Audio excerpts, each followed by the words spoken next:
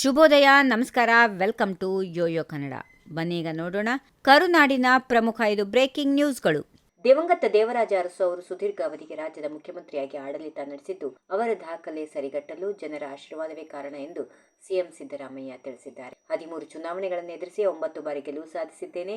ಕಡಿಮೆ ಜನಸಂಖ್ಯೆಯ ಅರಸು ಸಮುದಾಯದವರಾಗಿದ್ದ ದೇವರಾಜ ಅರಸು ಅವರು ಜನಪ್ರಿಯ ನಾಯಕರಾಗಿದ್ರು. ಅಂತಹ ಮಹಾನ್ ನಾಯಕನಿಗೂ ಮತ್ತು ನನಗೂ ಹೋಲಿಕೆ ಸರಿಯಲ್ಲ. ನನಗಿಂತ ಹೆಚ್ಚಿನ ಬಾರಿ ಬಜೆಟ್ ಮಂಡಿಸುವ ನಾಯಕರು ಮುಂದೆ ಬರಬಹುದು ಎಂದು ತಿಳಿಸಿದ್ದಾರೆ. ಸಿಎಂ ಸಿದ್ದರಾಮಯ್ಯ ಅವರು ದೇವರಾಜ ಅರಸು ದಾಖಲೆ ಮುರಿಯುತ್ತಾರಂತೆ. ಯಾವ ಭಾಗ್ಯಕ್ಕೆ ಇದೆಲ್ಲ? ರಾಜ್ಯದ ಪರಿಸ್ಥಿತಿ ನೋಡಿದ್ರೆ ಈ ದಾಖಲೆ ಮಣ್ಣು ಹೊಯ್ದುಕೊಳ್ಬೇಕು ಎಂದು ಕೇಂದ್ರ ಸಚಿವ ಎಚ್.ಡಿ. ಕುಮಾರಸ್ವಾಮಿ ಆಕ್ರೋಶ ವ್ಯಕ್ತಪಡಿಸಿದರು. ಕರ್ನಾಟಕದಲ್ಲಿ ದೀರ್ಘಕಾಲ ಆಡಳಿತ ನಡೆಸಿದ್ದೇನೆ ಎಂಬುದಾಗಿ ಕೊಚ್ಚಿಕೊಳ್ಳುತ್ತಿರುವ ಸಿದ್ದರಾಮಯ್ಯ ಕೆಟ್ಟ ಆಡಳಿತಕ್ಕೆ ನಿದರ್ಶನ. ಅವರ ಆಡಳಿತದ ದಾಖಲೆಗೆ ಮಣ್ಣು ಹೊಯ್ದುಕೊಳ್ಳಬೇಕು ಎಂದು ಟೀಕಿಸಿದರು. ಕೇಂದ್ರ ಸಚಿವ ಎಚ್.ಡಿ. ಕುಮಾರಸ್ವಾಮಿ ಗಂಭೀರ ರಾಜಕಾರಣಿ ಅಲ್ಲ. ಅವರ ಹೇಳಿಕೆಗಳಿಗೆ ನಾನು ಪ್ರತಿಕ್ರಿಯೆ ನೀಡಲ್ಲ. ಕುಮಾರಸ್ವಾಮಿ ಅವರು ಮಾಧ್ಯಮದ ಎದುರು ಆರೋಪಗಳನ್ನ ಮಾಡಿ ಹೋಗುತ್ತಾರೆ. ಮಾಧ್ಯಮಗಳ ಮೂಲಕವೇ ರಾಜಕಾರಣ ಮಾಡುತ್ತೇವೆ ಎಂದು ಹೇಳುವವರಿಗೆ ಉತ್ತರಿಸುವುದಿಲ್ಲ ಎಂದು ಉಪಮುಖ್ಯಮಂತ್ರಿ ಡಿ.ಕೆ. ಶಿವಕುಮಾರ್ ತಿಳಿಸಿದರು.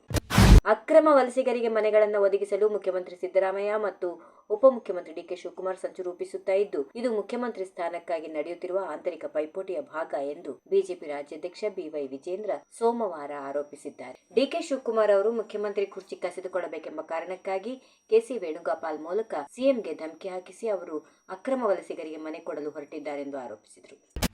ಅಮೆರಿಕ ಅಧ್ಯಕ್ಷ ಡೊನಾಲ್ಡ್ ಟ್ರಂಪ್ ಅವರು ಭಾರತದ ರಷ್ಯಾ ತೈಲ ಖರೀದಿಯ ಬಗ್ಗೆ ನೀಡಿದ ಹೇಳಿಕೆಗೆ ಪ್ರತಿಕ್ರಿಯೆ ನೀಡುತ್ತಾ ಕಾಂಗ್ರೆಸ್ ಅಧ್ಯಕ್ಷ ಮಲ್ಲಿಕಾರ್ಜುನ್ ಖರ್ಗೆ ಅವರು ಪ್ರಧಾನಿ ನರೇಂದ್ರ ಮೋದಿ ಅವರ ಮೇಲೆ ತೀವ್ರ ವಾಗ್ದಾಳಿ ನಡೆಸಿದ್ದಾರೆ. ಟ್ರಂಪ್ ಅವರು ಭಾರತವು ಅಮೆರಿಕದ ಸುಂಕಗಳ ನಂತರ ರಷ್ಯಾದಿಂದ ತೈಲ ಆಮದನ್ನು ಕಡಿಮೆ ಮಾಡಿದೆ ಮತ್ತು ಇದು ತನ್ನನ್ನು ಸಂತೋಷಪಡಿಸಲು ಮಾಡಿದ್ದು ಎಂದು ಹೇಳಿದ್ದಾರೆ. ಈ ಹೇಳಿಕೆ ಆಡೋಗ್ಲಿ ಪಾಲಿಸಿದ್ದೇನೆ ಎಂದು ಖರ್ಗೆ ಹೇಳಿದ್ದು, ಮೋದಿ ಅವರು ಟ್ರಂಪ್ ಅವರ ಮಾತಿಗೆ ತಲೆ ತಗ್ಗಿಸುತ್ತಿದ್ದಾರೆ ಎಂದು ಆರೋಪಿಸಿದ್ದಾರೆ. ಈ ಬಗ್ಗೆ ಖರ್ಗೆ ಅವರು ಮೋದಿ ಅವರು ಟ್ರಂಪ್ ನಿಯಂತ್ರಣದಲ್ಲಿ ಇದ್ದಾರೆ ಎಂದು ವಾಗ್ದಾಳಿ ನಡೆಸಿದ್ದಾರೆ.